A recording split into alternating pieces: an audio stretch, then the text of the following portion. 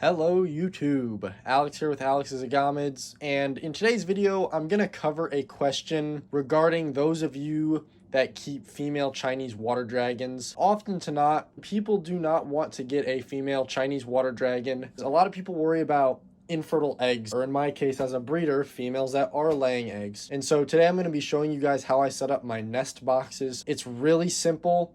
I see, especially on like the Facebook forums, where people consider getting their females spayed. Why would you prevent an animal from doing a process they've been doing for millions of years and have evolved to do? I don't get it. Like, I understand maybe there's the odd occurrence where a female needs her ovaries fixed, but it's just, in my opinion, why spend $300 on a surgery when you can literally set up a nest box for 12 bucks? So what I like to do, this is my main female water dragon enclosure. She's not in here at the moment though, because it is a nice sunny day. And she is actually out on my screen porch. You can see her little blurb right there. She's sitting, getting the sunlight. So that's pretty awesome. Anyways, here's her enclosure. This is just a basic cat litter pan. You can see I've got like my wood pieces, her water, food, and this is where she will lay eggs. So a couple things I want you guys to know. This is a solid, non-transparent box, meaning if she's in here, she can't see through it.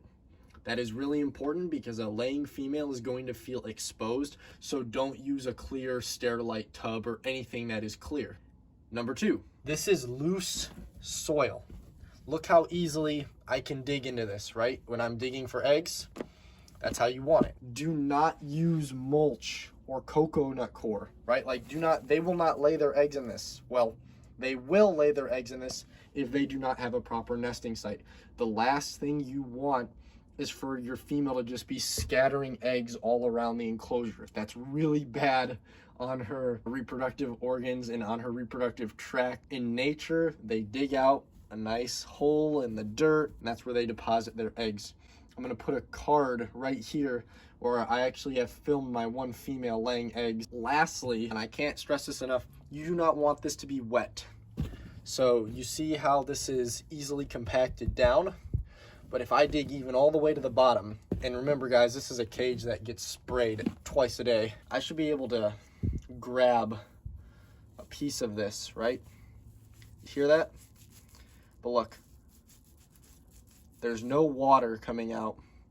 And see how nicely that compacts in my hand? That's the texture you want. You don't want to have a ton of saturated soil, but you want it to be loose to where she can dig into it. And of course, you want to make sure that it stays easily compacted. Every female is an individual. So what I like to do, again, this is just a cat litter box, but I like to sort of slope my dirt onto one side, and then I pack it down. So now she can choose if she wants to lay in that corner where it's deeper, if she wants to lay here where it's a little bit less deep than this corner, or she can lay all the way at the front where it is shallower.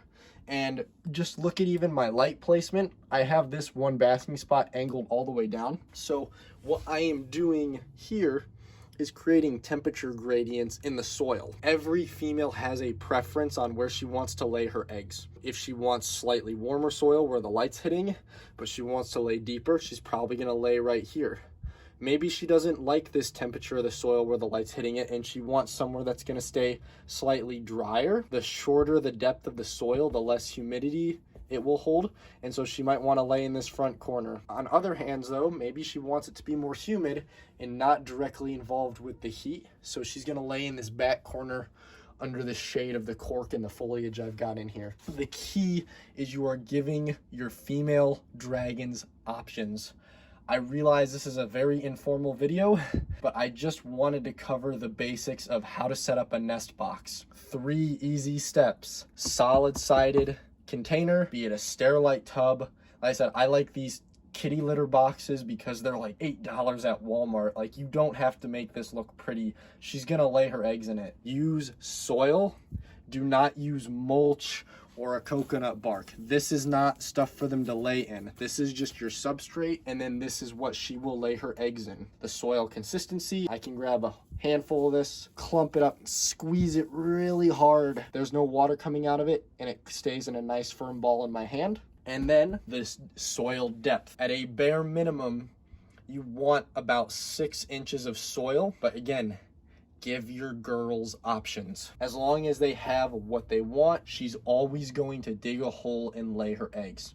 You're not going to find eggs scattered around the enclosure. And again, this whole setup, organic topsoil from Home Depot, what, like $5 a bag, $8 for a kitty litter pan, done. You just made a nest box for that a female can use for the rest of her life for $13. Or you could spend $300 on surgery because you don't want her to lay eggs, and she's probably going to die through that surgical process. And for me, it's just not worth it. Again, I am breeding this species, so I want to make sure my female doesn't become egg bound. But I really just wanted to make this video to show the people out there who are concerned about the welfare of their female dragons. Laying eggs is a natural part. They've been doing this in the wild for millennia. All you have to do as a keeper of a female Chinese water dragon is provide a suitable area to dig a hole. I just want people watching to know that female dragons are freaking awesome, and just because they lay eggs, it doesn't mean it is something you need to worry about. If you have any questions, you can email me. My email is in the description of this video, or shoot me a message on Facebook or Instagram. Those will also be listed in the description. Until then, I'm Alex with Alex's Agamids, and I'll see you guys in the next video. Adios.